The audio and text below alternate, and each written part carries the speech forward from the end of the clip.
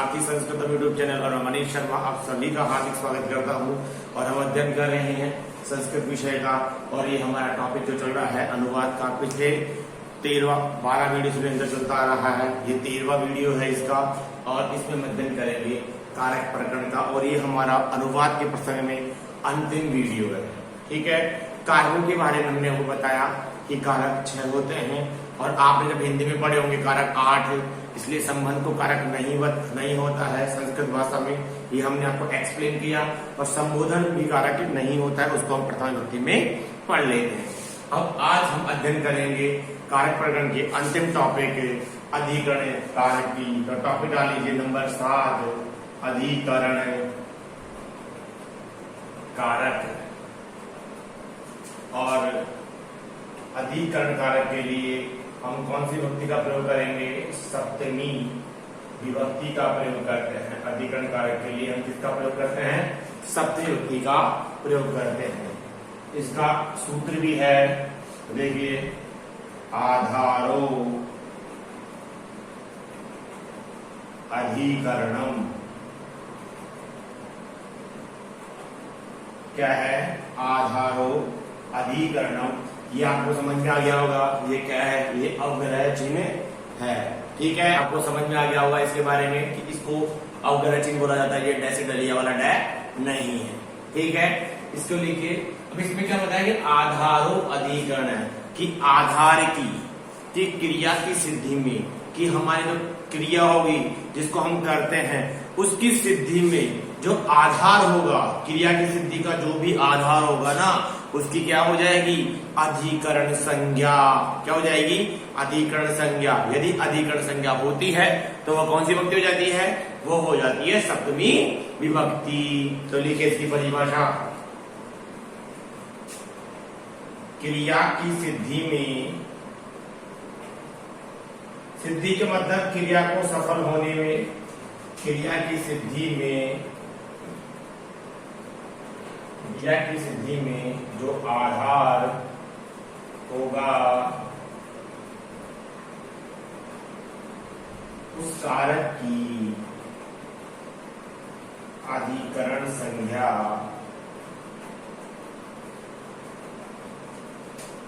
अधिकरण संज्ञा अर्थात ब्रैकेट में लिख लीजिए सप्तमी विभक्ति हो जाती है। क्या बता दिया? कि क्रिया की सिद्धि में जो भी आधार होगा, कि क्रिया की सिद्धि में क्या होगा? जो भी आधार होगा ना, उसकी क्या हो जाएगी? उसकी सप्तमी विभक्ति हो जाएगी। और सप्तमी विभक्ति को पढ़ने के लिए पहले लिख देता हूं मैं आपको यहाँ पे कि किस प्रकार से रूप चलते हैं पुल्लिंग और स्त्रीलिंग में, वो बना लीजिए। पुल्लिंग में एक वचन बनेगा रामे, रामयो, और रामीशु। क्या बनेगा? रामी, रामयो और रामेशु। ये एक वचन में सप्तमी, ये सप्तमी द्विवचन में, ये सप्तमी बहुवचन में। ठीक है, और ये बनेगा रमा शब्द से रमायाम, रमयोहो और रमाशु। इस प्रकार से रूप बनेंगे इसके। क्या बनेगा? पुल्लिंग में तो बनेगा सप्तमी में रामे, रामयो, रामेशु, और स्त्रीलिंग में रमायाम, रमयोहो, रमाशु। इस प्रकार के इसको रूप चलेंगे। इसका उदाहरण देखते हैं। वो देखिए, एक एग्जांपल देखते हैं इसका। मैंने क्या बताया कि क्रिया की सिद्धि में जो आधार होगा, क्रिया का जो सिद्ध करने का जो आधार होगा ना, उसकी क्या हो जाएगी? अधिकरण संज्ञा। देखिए, राजा सिंहासन पर बैठता है। अब क्या सेंटेंस लिखा कि राजा सिंहासन पर बैठता है। अब देखिए सेंटेंस क्या बना कि राजा सिंहासन पर बैठता है। ठीक है, तो राजा की बैठना क्रिया हो गई। ठीक है, और हमने क्रिया की सिद्धि का, तो बैठने के लिए आधार क्या है? सिंहासन है। ये तो हो गया कर्ता। ठीक है, ठीक है, और ये हो गई क्रिया। ठीक है, अब क्रिया बैठना है। ठीक है, तो क्रिया की सिद्धि का आधार क्या हुआ? सिंहासन। ठीक है, और हमारा नियम क्या कह रहा है कि क्रिया की सिद्धि में जो आधार होगा ना उसकी अधिकरण संज्ञा अर्थात सप्तमी विभक्ति हो जाएगी। तो राजा सिंहासन में बैठता है तो क्रिया सिद्धि किस पे हो रही है? बैठने पे सिद्धि किस पे हो रही है? बैठने की सिंहासन पे हो रही है। तो सिंहासन की क्या हो जाएगी? सप्तमी हो जाएगी। और सिंहासन के लिए सिंहासन शब्द ही चलता है, सिंहासन के लिए सिंहासन शब्द ही चलता है। तब इसको बनाएंगे हम, तो कैसे बनेगा वो देखिए। राजा के लिए राजा ही लिख देंगे, प्रथमा में एक चलता है, चाहे तो आप नृप है भी लिख सकते हैं, राजा या नृप है। ठीक है, अब सिंहासन के लिए सिंहासन ही होता है, संस्कृत शब्द सिंहासन। ठीक है, और हमने क्या लगाया? जो हमारा ओरिजिनल रूप है उसके एक ही मात्रा लगा दी। ठीक है, तो हम क्या करेंगे? सिंहासनी, राजा सिंहासने। बैठने के लिए धातु चलती है तिष्ठ धातु, तिष्ठति। क्या चलती है? तिष्ठति। तो क्या लिखोगे? राजा सिंहासने तिष्ठति, राजा सिंहासन पर बैठता है। आया समझ में कि जो क्रिया का आधार होगा, जहां पे जो क्रिया संपूर्ण होगी, क्रिया का आधार होगा, उसकी सप्तमी अर्थात अधिकरण संज्ञा हो जाती है। तो यहाँ पे बैठने का आधार सिंहासन है, तो सिंहासन की क्या हो गई? सिंहासन की सप्तमी विभक्ति हो गई। लिखिए, लिखा तिलों में तेल है, तिलों में तेल है, ये एग्जाम्पल है इसका। अब तेल होने का आधार क्या है? तिल हो गया कि तेल का आधार क्या है? तिल। तेल कहां से निकला? तिलों से निकला। ठीक है, कोई दिक्कत? तो अब तिलों में तेल है। अब तिल एक तो है नहीं, बहुत सारे हैं, तो बहुवचन हो जाएगा। तो इसकी तरह बनेगा रामेशु, और तिल के लिए तिल शब्द होता है।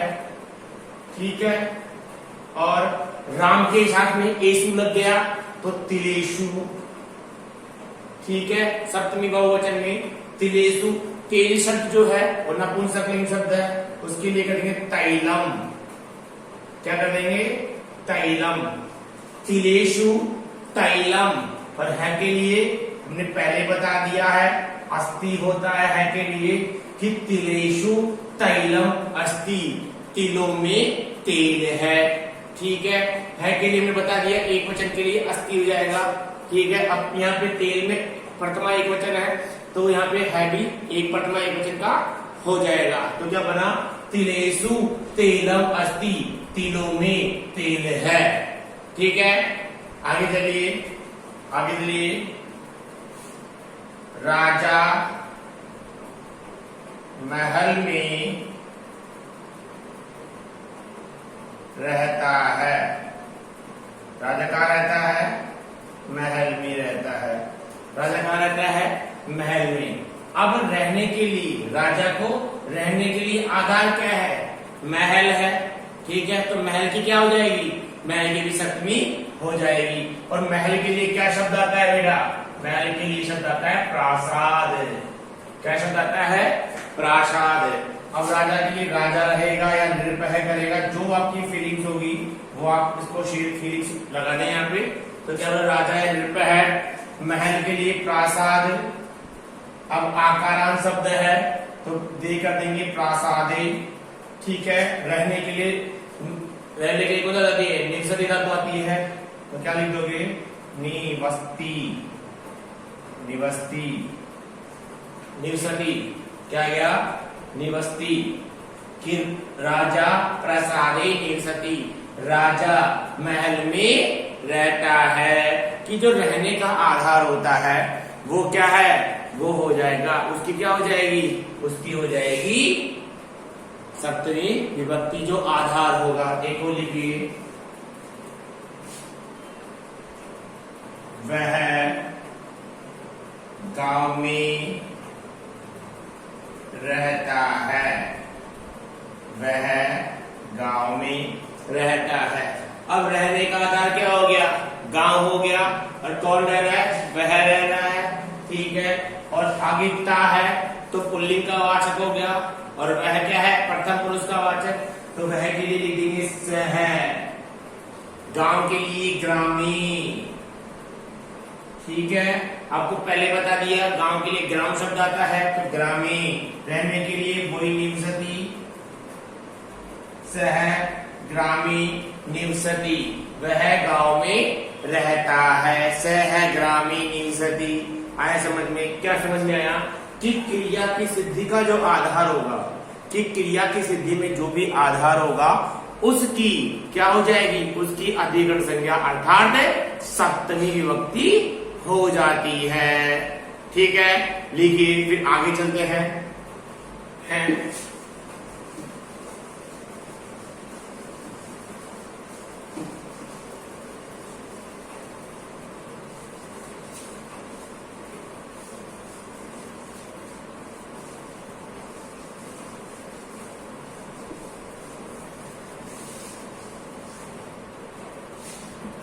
अब देखिए स्नेह, ये होता है एक स्नेह धातु।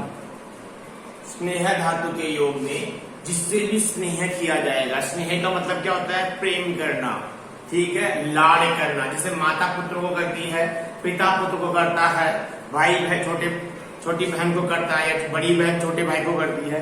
तो क्या हुआ कि जिसको स्नेह किया जाएगा, जिसको स्नेह किया जाएगा उस धातु के योग में क्या हो जाएगी, उसकी हो जाएगी सप्तमी विभक्ति।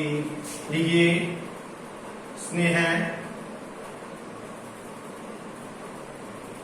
धातु के योग में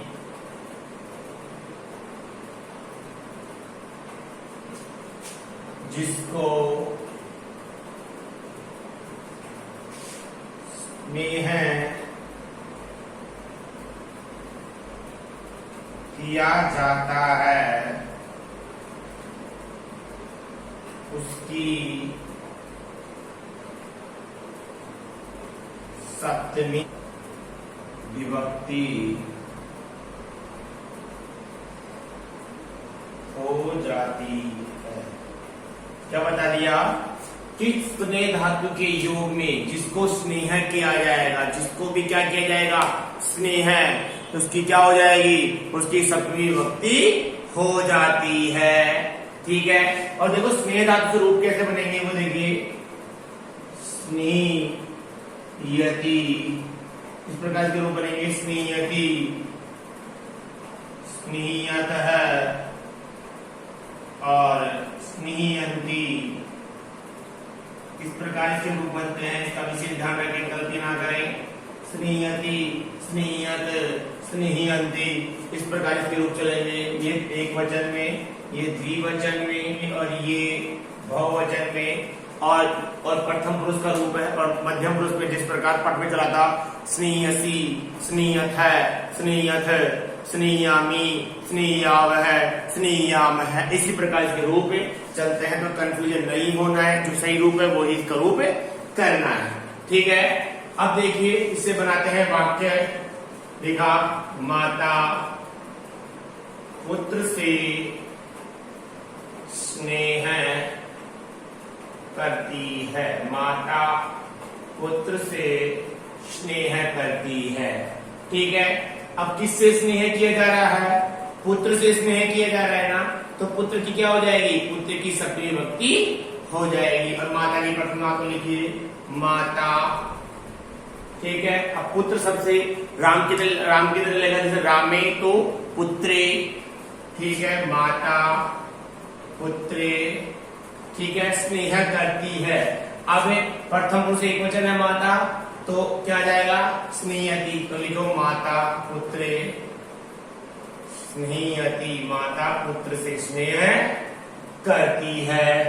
ठीक है, जिससे स्नेह किया गया उसकी सप्तमी हो जाएगी, और जो स्नेह कर रहा है उसकी क्या हो जाएगी, उसकी प्रथमा हो जाएगी। और जो स्नेह कर रहा है, माता स्नेह कर रही है, तो माता के अनुसार ही क्रिया का निर्धारण कर दिया। देखो लिखिए, पिता पुत्री से स्नेह करता है। स्नेह का मतलब बताया लाड करना, प्रेम करना, ठीक है। और ये फैक्ट है कि माता अपने पुत्रों से ज्यादा स्नेह करती है और पिता अपने पुत्रियों से ज्यादा स्नेह करता है। पिता के ज्यादा करीब पुत्रियां होती है और माता के ज्यादा करीब पुत्र होते हैं। पर्सनल एक्सपीरियंस आपके साथ में शेयर कर रहा हूं, ठीक है। पिता पुत्री से स्नेह करता है तो पिता का पिता हो जाएगा, ठीक है। अब पुत्री का क्या बनेगा आपको पता है क्या? पुत्री चलता है नदी शब्द की तरह। किसी तरह चलता है? नदी शब्द की तरह चलता है पुत्री, ठीक है। तो नदी शब्द से सप्तमी एक वचन में क्या बनेगा? नदी शब्द के बनते हैं नद्याम, नद्योः, ठीक है, नदीषु, ठीक है ना। इस प्रकार के रूप बनेंगे क्योंकि इकारांत स्त्रीलिंग शब्द है पुत्री। अब पुत्री के कैसे बनेंगे? नद्याम से पुत्र्याम, एक वचन में सप्तमी क्या बनेगा? पुत्र्याम। नद्यों से पुत्र्योः और पुत्रीषु, इस प्रकार के रूप बनेंगे। तो क्या बन गया?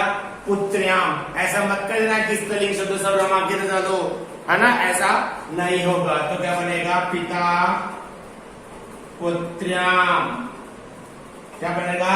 पिता पुत्र्याम। स्नेह करने के लिए स्नेहीयति धातु वही एक वचन का है। पिता पुत्र्याम स्नेहीयति, पिता पुत्री से स्नेह करता है, ठीक है। कि जिससे भी स्नेह किया जाएगा, लाड किया जाएगा, प्रेम किया जाएगा, उसकी क्या हो जाएगी? उसकी सप्तमी विभक्ति हो जाएगी। लिखिए,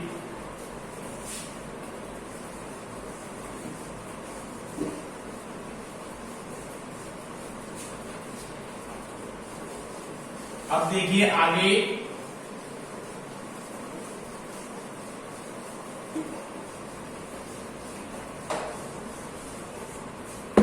दो शब्द है संलग्नार्थक और चतुर्थार्थक।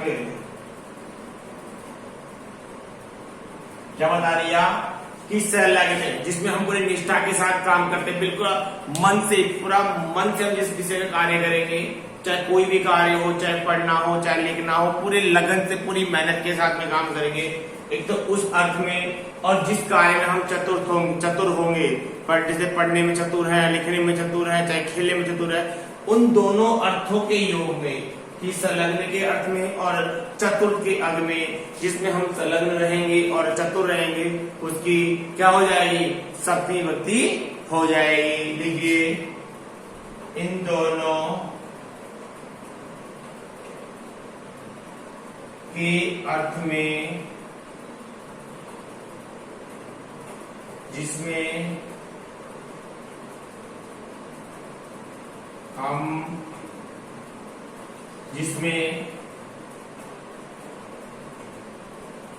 संलग्न होंगे या तथा चतुर होंगे,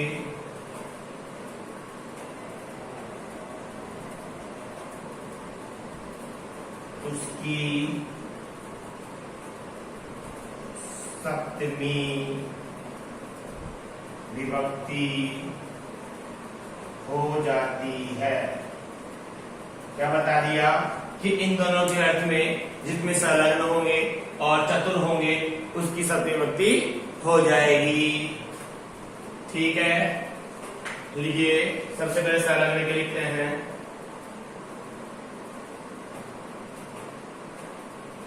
देखिए, राम अपने कार्य में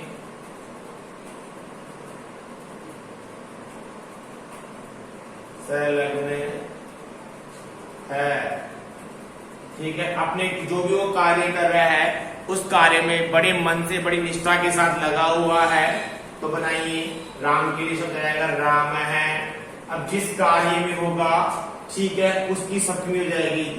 जिसमें संलग्न होंगे, जिसमें भी जिस कार्य में संलग्न और चतुर होंगे उसकी क्या हो जाएगी? सप्तमी। तो अपने कार्य के लिए अपने के लिए स्व आ जाएगा, ठीक है, और कार्य के लिए कार्य आ जाएगा, ठीक है, और सप्तमी एक वचन का रूप क्या बनेगा? स्वकार्य। राम है स्वकार्य। संलग्न के लिए संलग्न हो जाएगा, ऐसे कैसे? संलग्नम। रह के लिए अस्ति आ जाएगा। राम है स्वकार्य संलग्नम अस्ति। राम अपने कार्यों में लगा हुआ है, ठीक है। चलो अब देखिए चतुर वाला।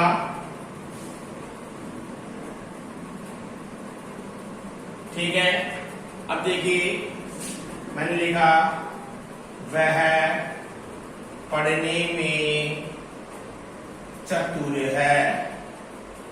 वह पढ़ने में चतुर है। अब वह किसमें चतुर है? पढ़ने में चतुर है। अब पढ़ने के लिए क्या जाता है बेटा? पठन, ठीक है, पठन शब्द आ गया, और उसके लिए क्या आ जाएगा? पठनी। ये की मान हो जाएगी, तो कैसे बनाएंगी?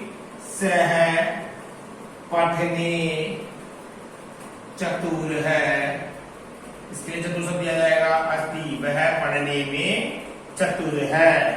सह पठने चतुर है अस्ति। वह पढ़ने में चतुर है। क्या बता दिया? कि जिसमें हम पूरी निष्ठा के, जो कार्य हम पूरी निष्ठा के साथ करें, या जिस कार्य में हम एक्सपर्ट हो, चतुर हो, उस कार्य की क्या हो जाती है? सप्तमी विभक्ति हो जाती है। लिखिए, फिर आगे चलते हैं।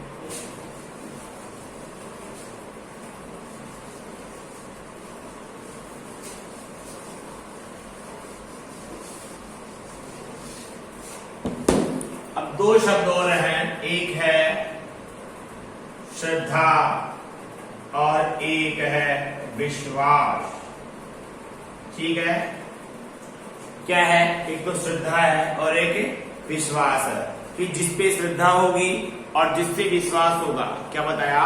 कि जिस पे श्रद्धा होगी और जिस पे विश्वास होगा उसकी क्या हो जाती है? सप्तमी विभक्ति हो जाती है। लिखिए, इन दोनों पदों के योग में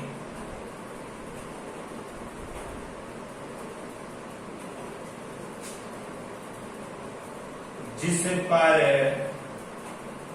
श्रद्धा होगी तथा जिस पर विश्वास होता है उसकी सप्तमी विभक्ति हो जाती है। क्या लिख दिया? कि इन दोनों पदों के योग में जिस पर तो श्रद्धा होगी और जिस पर क्या होगा बालक? विश्वास होगा, होता है, उसकी क्या हो जाएगी? सप्तमी विभक्ति हो जाएगी। देखिए, सबसे पहले मतलब भगवान पे आस्था, श्रद्धा वो वाली अपने बड़ों पर होती है ना, ठीक है। लिखिए, चलो लिखिए, बालक की माता पर श्रद्धा है। बालक की माता पर श्रद्धा है। अब देखो सेंटेंस क्या बन रहा है? बालक की हो गई तो चिन्ह के हिसाब से इसमें प्रथमा नहीं होगी, इसमें षष्ठी होगी। इन वाले जो सेंटेंसेस में जो श्रद्धा का भाव होगा, विश्वास का, यहाँ पे प्रथमा नहीं होती है, यहाँ पे षष्ठी और सप्तमी होगी। जिसकी श्रद्धा होगी उसमें षष्ठी और जिस पर होगी उसमें सप्तमी होगी। और हमने स्टार्टिंग में बताया था कि क्रिया का निर्धारण प्रथमा के हिसाब से होता है, और जिस वाक्य में प्रथमा नहीं होती है उस वाक्य में अपने आप ही प्रथम पुरुष एक वचन की क्रिया का आगमन हो जाता है, ठीक है। तो लिखिए, बालक की है तो बालक से क्या बनेगा? बालकस्य, ठीक है, बालकस्य, ठीक है। और शब्द क्या बनता है? माता सबसे मातृ, सप्तमी एक वचन में क्या बनेगा? मातृ, माता सबसे बनेगा मातृ। और श्रद्धा के लिए श्रद्धा, और है के लिए अस्ति। बालकस्य मातृ श्रद्धा अस्ति, बालक की माता पर श्रद्धा है। ठीक है, क्या बताया कि बालकस्य मातृ श्रद्धा अस्ति, बालक की माता पर क्या है? श्रद्धा है। विश्वास वाला राम को श्याम पर विश्वास है, राम को श्याम पर विश्वास है। ये सेंटेंस आ गया क्या? कि राम को श्याम पर विश्वास है। ठीक है, अब जिस पर विश्वास होगा और जिसको विश्वास होगा उसकी क्या हो जाएगी? उसकी क्या होगी? षष्ठी। और जिस पर होगा उसकी सप्तमी। तो लिखिए रामस्य क्या बनेगा? श्यामे, और विश्वास के लिए धातु चलेगी विश्वसिति। राम है, इससे बाहर आपके नहीं पूछेगा। ठीक है, इसी में धातु बना दिए विश्वास है, राम को श्याम पर विश्वास है, रामस्य श्यामे विश्वसिति। ठीक है, कोई दिक्कत कि जिस पर श्रद्धा होगी या जिस पर विश्वास होगा उसकी सप्तमी विभक्ति हो जाती है। लिखिए, फिर आगे चलते हैं।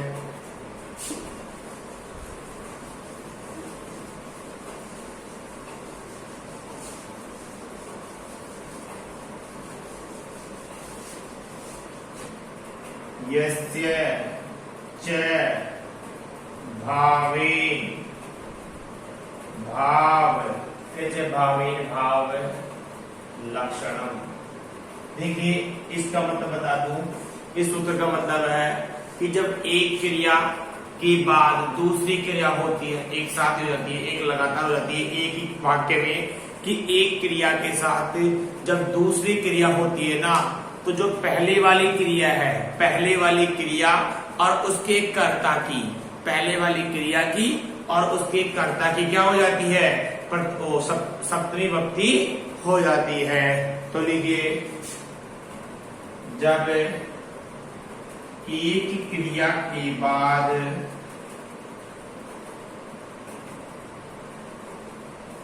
दूसरी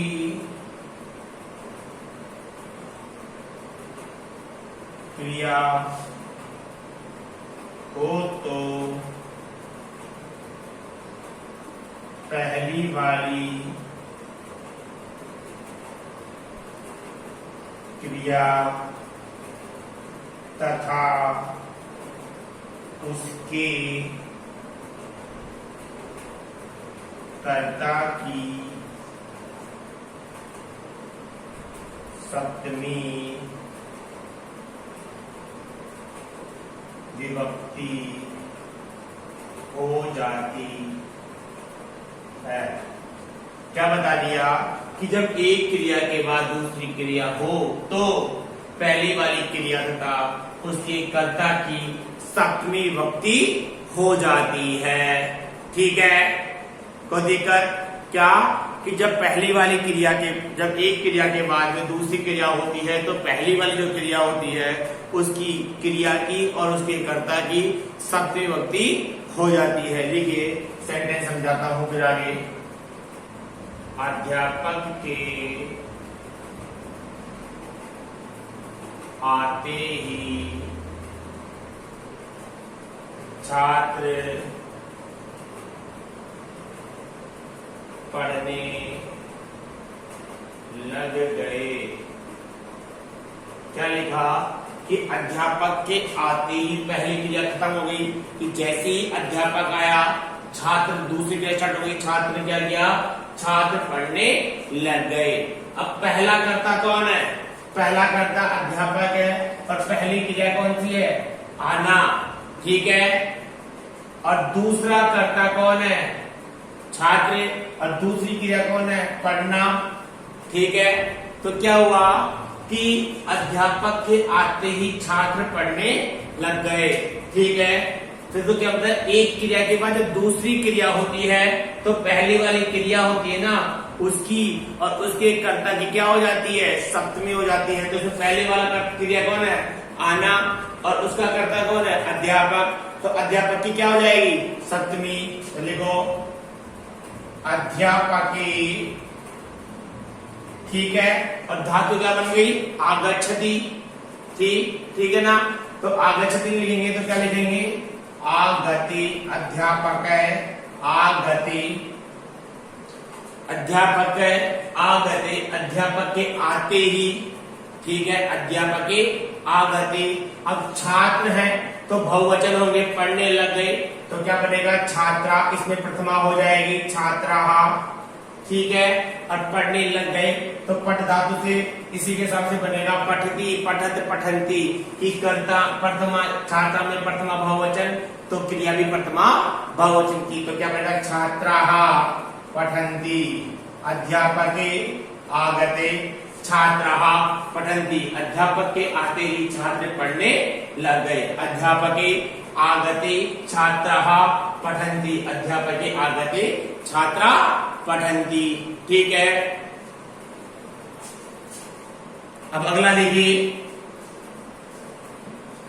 लिखो अगला देखिए, माता की जाते ही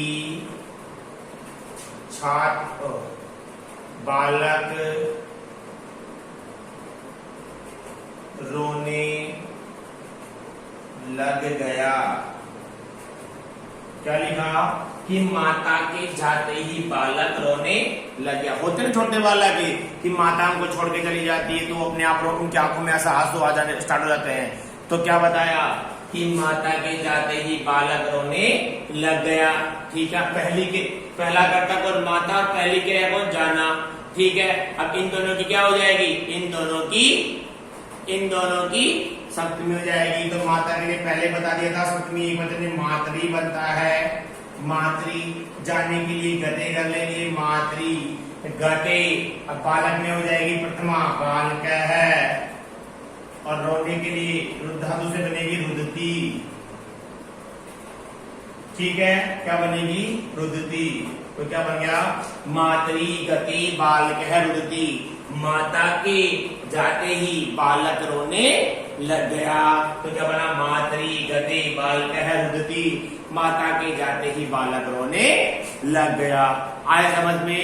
क्या बताया कि जब एक क्रिया के बाद दूसरी क्रिया होती है तो पहली वाली जो क्रिया होती है उसके कर्ता की क्या हो जाती है, क्या हो जाती है, उसकी सप्तमी विभक्ति अर्थात अधिकरण कारक हो जाता है। लिखिए, इसको इरेज करते हैं, फिर आगे चलते हैं।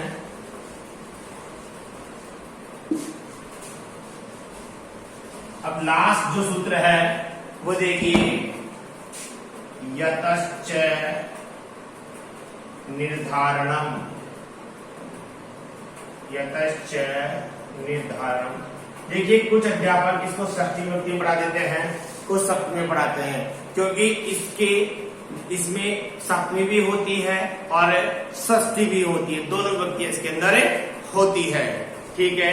यतश्च निर्धारण, जहां से निर्धारण होगा, जहां से भी निर्धारण होता है बहुतों में से, ठीक है, तो उसकी क्या हो जाती है, षष्ठी और सप्तमी विभक्ति हो जाती है और एक प्रत्यय जुड़ जाता है। लिखिए, बहुतों में से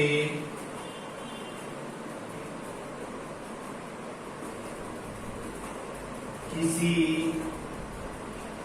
एक का निर्धारण करने पर जहां से निर्धारण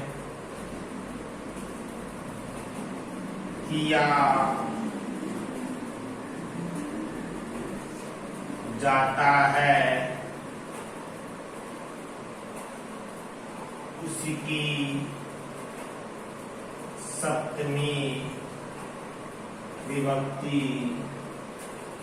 हो जाती है, क्या लिखा कि बहुतों में से किसी एक का निर्धारण करने पर जहां से निर्धारण किया जाता है उसकी सप्तमी विभक्ति हो जाती है। ठीक है, किसकी हो जाती है? उसकी सप्तमी विभक्ति।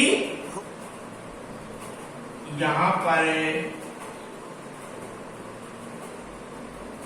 तमक प्रत्यय का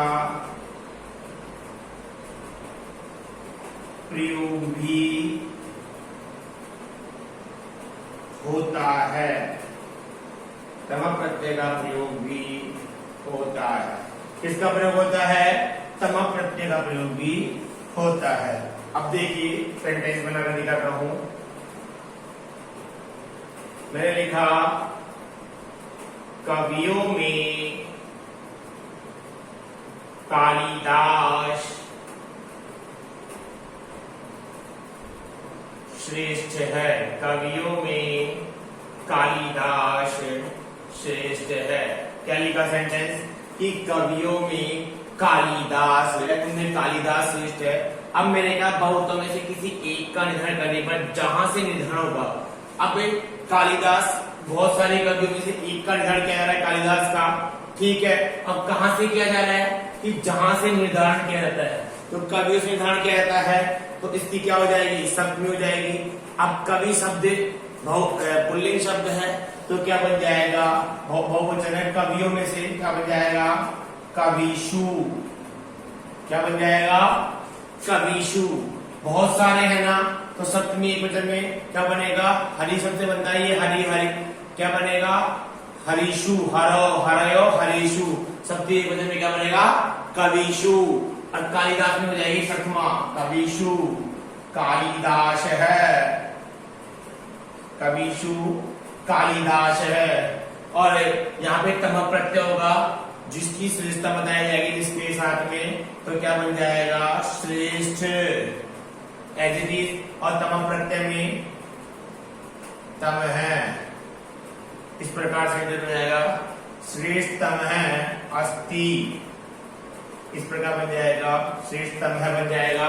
जो जिसकी जो बता दिया गया, जो भी विशेषता बता दी गई, श्रेष्ठ होने की विशेषता बताई गई, वो उसके साथ में तम प्रत्यय जुड़ जाएगा। उसके आगे जो शब्द होगा विशेषता बताने के लिए उसके आगे तमक प्रत्यय जुड़ जाएगा। तमक प्रत्यय में पै का लोप हो जाता है और तमह शेष रह जाता है। तो क्या बना?